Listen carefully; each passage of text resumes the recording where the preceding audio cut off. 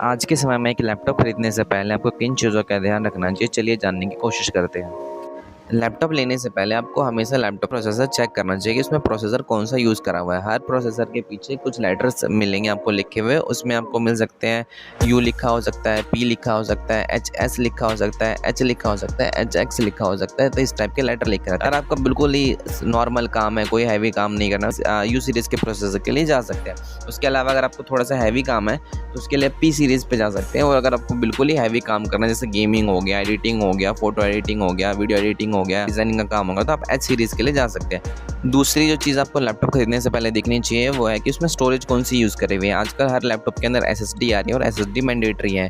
कोई भी आप लैपटॉप लेते हैं तो उसमें मिनिमम 256 जीबी की एसएसडी आपको लेनी ही लेनी है, कम में आपको नहीं लेना है। उससे कम अगर आपको एसएसडी मिल रही है, स्टोरेज मिल रही है, तो आप उस लैपटॉप को छोड़ सकते हैं, उस लैपटॉप को लेने की ज़रूरत नहीं है। उसके अलावा उसमें अपग्रेडेबल ऑप्शन है या नहीं है कि वो एसएसडी अपग्रेड हो सकती है या नहीं हो सकती, ये भी आपको चेक करना है। स्टोरेज के बाद जो लैपटॉप में देखने वाली चीज़ होती है वो होती है उसकी रैम। उसमें आपको रैम कितने जीबी मिल रहा है, मिनिमम 8 जीबी रैम रिक्वायर्ड है। जितने भी सॉफ्टवेयर आजकल मार्केट में चल रहे हैं वो 8 जीबी रैम से कम अगर आप लोगे तो उसमें नहीं चल पाएंगे। और मैं कहूँगा कि आपको 16 जीबी रैम कम से कम लेनी ही लेनी चाहिए। अगर आपको मिल रही है तो 16 जीबी रैम के ले जाओ, 8 जीबी रैम भी मत लो, क्योंकि 8 जीबी रैम भी कई बार कम पड़ जाएगी आपको कुछ कामों के लिए। और अगर उसमें आपको रैम के अलावा ये भी चेक करना है कि उसमें अपग्रेडेबल ऑप्शन मिल रहे हैं नहीं मिल रहे हैं। कुछ लैपटॉप में आपको 16 जीबी के बाद एक्सपेंड भी कर सकते हो कि डुअल स्लॉट है, सिंगल स्लॉट है, ये भी आपको चेक करना है कि लैपटॉप में रैम कितनी जीबी मिल रही है, अपग्रेडेबल है या नहीं। रैम के बाद आपको जो चेक करना चाहिए वो होता है पोर्ट्स। पोर्ट्स में आपके 3 पोर्ट बहुत मैंडेटरी हैं, वो आपको होने ही चाहिए। टाइप सी पोर्ट, यूएसबी 3.0 का पोर्ट और एचडीएमआई का पोर्ट डिस्प्ले आउटपुट लेने के लिए। ये 3 पोर्ट आपको ज़रूर हर लैपटॉप में होने ही चाहिए, आपको ये पोर्ट चेक करने ही करने हैं। पोर्ट्स के बाद आपको चेक करना है एक लैपटॉप के अंदर उसकी डिस्प्ले कैसी मिल रही है। हर लैपटॉप में आजकल आईपीएस डिस्प्ले मिल जाती है। जितने भी थिनर लाइट सीरीज़ के लैपटॉप होते हैं उसमें आपको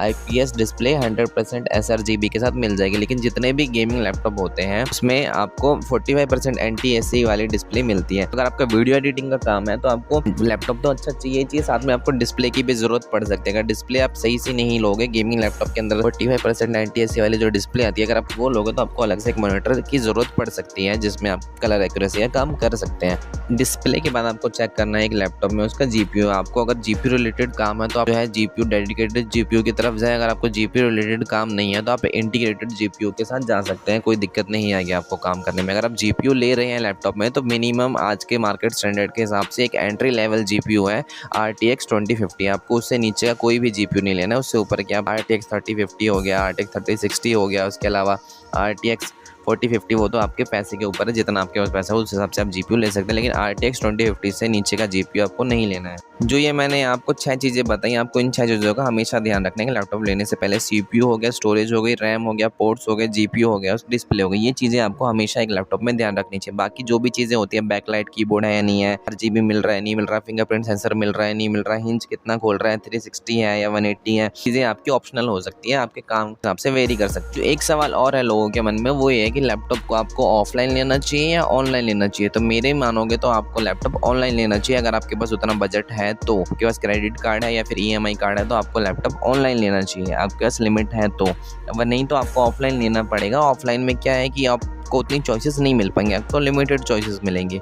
और लेकिन ऑफलाइन का फ़ायदा क्या है कि आप लाइव उस लैपटॉप को देख सकते हैं, उसकी बिल्ड एंड फिनिश देख सकते हैं। इसके अलावा आपके पास अगर पैसे कम हैं तो डाउन पेमेंट करके EMI पे उस लैपटॉप को ले सकते हैं। तो उम्मीद है कि आपके सारे सवाल जो भी आपके मन में चल रहे होंगे लैपटॉप लेने से पहले, वो उन सबके जवाब आपको इस वीडियो में मिल गए होंगे। अगर आपको इस वीडियो से थोड़ी सी भी हेल्प मिली है अपने लैपटॉप परचेज करने के लिए तो आप इस वीडियो को लाइक कर सकते हैं। इस वीडियो को उन दोस्तों के साथ शेयर कर सकते हैं जिनको लैपटॉप लेना है या लैपटॉप में कोई कन्फ्यूजन है। इसके अलावा इस चैनल को सब्सक्राइब कर सकते हैं आप, अगर आपको इस तरह के कंटेंट और चाहिए तो। Thanks for watching this video.